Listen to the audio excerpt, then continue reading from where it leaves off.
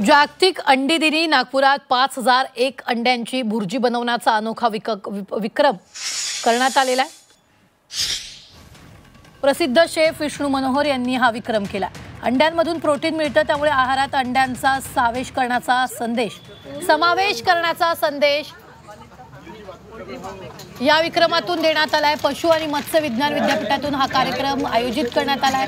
5000हून अधिक नागरिकांनी या अंडा भुर्जीचा आस्वाद घेतलाय।